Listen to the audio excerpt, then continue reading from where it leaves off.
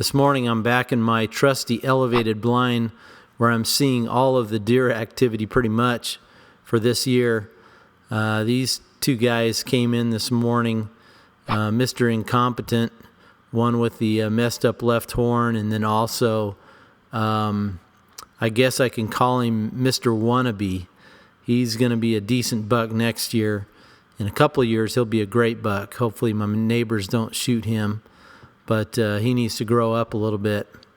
But in my friend's place where we have access to hunt for this year, Javelin, of course, is over there. We're going to give that a break over there for a little while.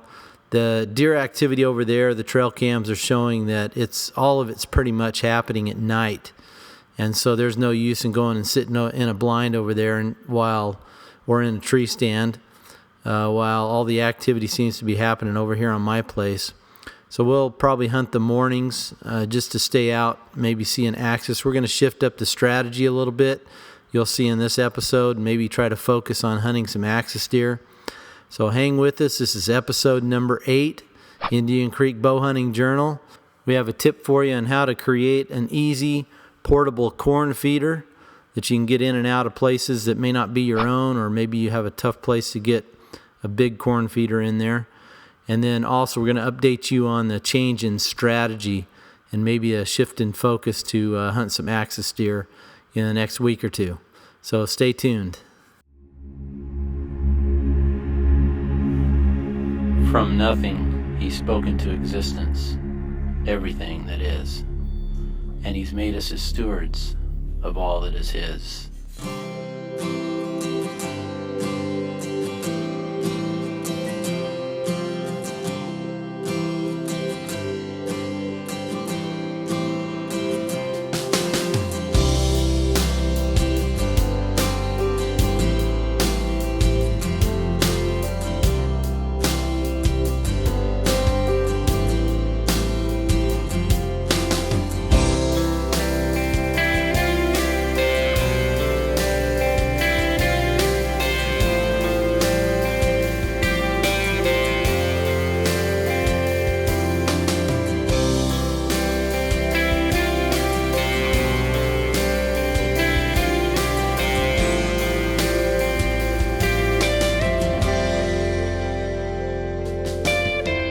Hey guys, here's a quick cheap tip for you.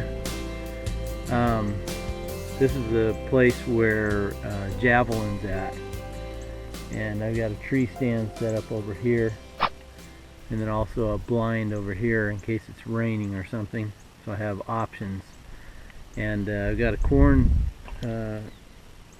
spinner here, corn feeder, but the cheap trick is to make out of these 5-gallon buckets a quick portable way to go in and set up a place to hunt. Now, this is very much an advantage when you're at a place that's not your own, where you got to pull stuff in and out. If you bring in a big 55-gallon barrel feeder, big heavy thing, it's very difficult to get those things in and out. But these things you can get in and out really quickly. String it up in a tree somewhere, and works just great. The only drawback is you have to fill it about every three weeks or so, rather than letting it sit for the whole season. So anyways, that's a quick cheap tip. You know, it's $25-30 for the spinner, maybe $40, and then maybe $5 for the bucket and a few dollars for the rope.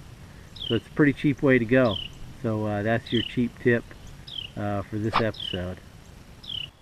We are back at our mock scrape, our test mock scrape, if you will.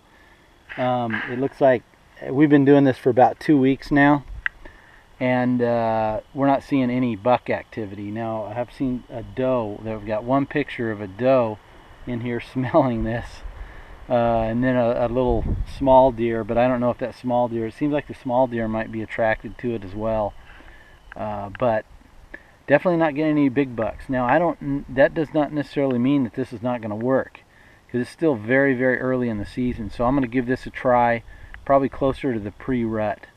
We still got another month before the pre-rut, probably, most likely, maybe even more than that. So we'll try it again, but we're going to change strategies in this early season and try to attract some axis deer. So come on along with me. We're gonna head to another place where I think the axis are going through one of the corners of my property down there. So we'll explain when we get down there. Okay guys, here's the switch-in plans. Big bucks aren't coming out. They're staying on at night. You can see them at night, but not during the day. So we're gonna switch up the plans in this early season a little bit. Try to hunt some axis deer. Only shot one with my bow. I think that was on episode number 4, was it? I think, something like that.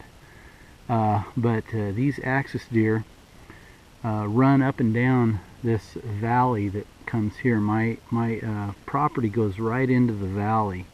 The road is in the middle of the valley, and axis deer, one thing I've learned about these axis deer is that they like to run these valleys. They don't like so much the high hills or mountains. So they tend to stay off down in the drainage areas. Well, my property sits up off the drainage, so if they come up onto my property, they have to have a reason to be there, food or whatever. So this is pretty close to the bottom of this drainage that they tend to run up and down. And so I'm going to set a feeder down here. I've never set a feeder this far down over here on the edge, on this side of my property. So I'm going to give it a try. I've got my camera set up over here on this side. I've got my feeder up there.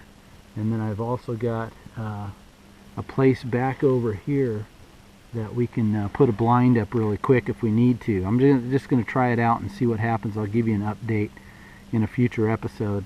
Let you know how this is going. I'm going to let it sit for 3 to 4 days, 5 days maybe. And I might be hunting this in 3 to 5 days. If I can see enough axis, maybe 2-3 times a week, I'll be down here hunting them, that's for sure. Because up there at my main feeder, I'm only seeing them about once every week and a half, maybe once every 2 weeks. So it's hard to figure out when they're going to be there and when I'm going to go sit in the blind. So a lot of times sitting in the blind for nothing. So we're going to give this a whirl. That's the change in strategy. Let's hope this works.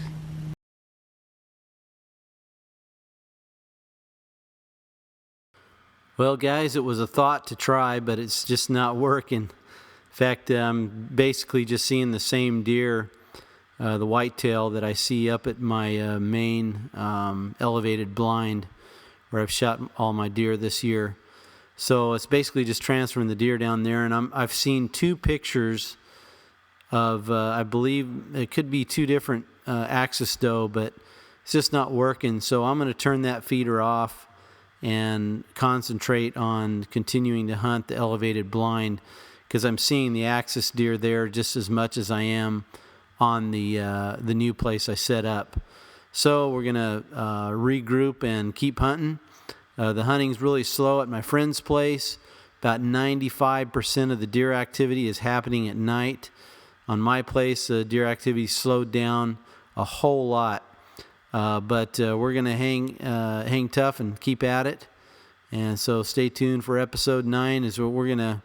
On episode 9, we're going to do a review of a couple of Cabela's products, the 360 blind chair, and then also the Cabela's Ultimate so-called bow hunting attire.